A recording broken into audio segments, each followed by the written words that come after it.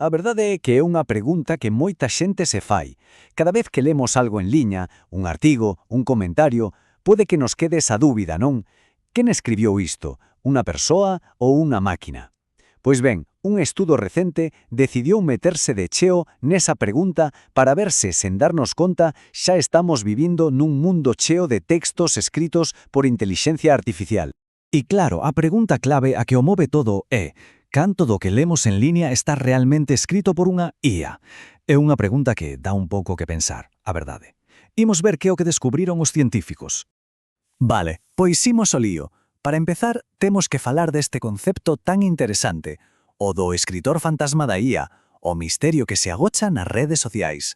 A cousa é que, coa chegada de ferramentas como ChatGPT, estes modelos de linguaxe grandes, os LLMs vaya, a liña que separa o que escribe unha persoa do que escribe unha máquina está cada vez máis borrosa.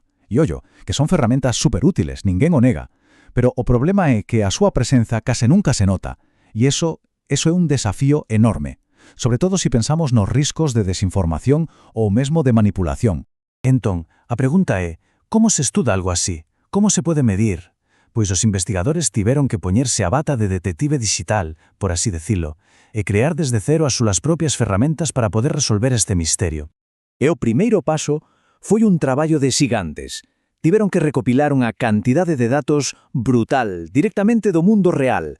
Falamos de nin máis ni menos que 2.400.000 publicacións, e non de cualquera sitio, sino de 3 plataformas clave: Medium, Quora e Reddit. Unha recopilación que durou case 3 anos. Unha vez que tiñan todos eses datos, eses millóns de publicacións, chegou o momento de construir a lupa do detective. Crearon un detector de IA superpreciso ao que chamaron OSMDET.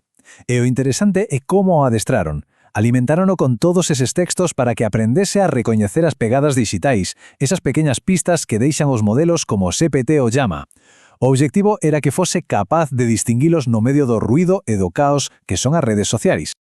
E funcionou, pois vaya se funcionou. A ferramenta acadou unha precisión do 97,9%. É unha cifra altísima, e isto é clave, porque significa que podemos fiarnos moito dos resultados. A ferramenta é sólida, así que o que imos ver agora ten fundamento.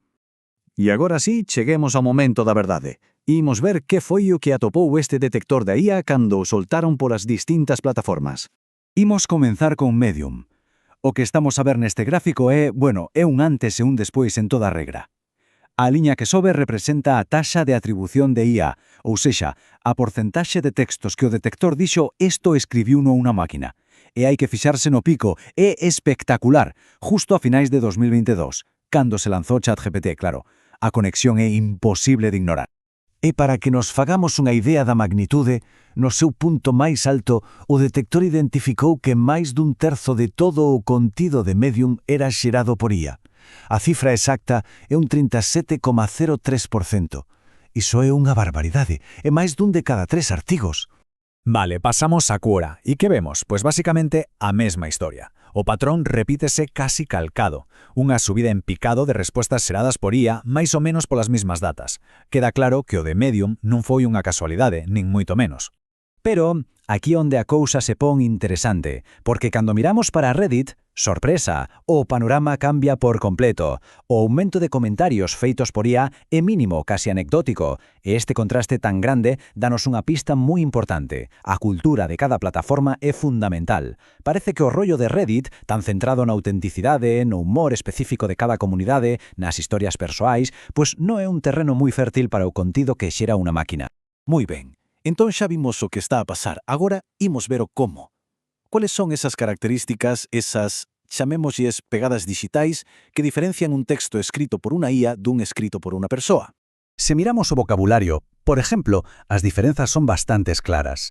As IAs tenden a usar un ton máis formal, máis obxectivo, con palabras como afondar, exhaustivo, crucial.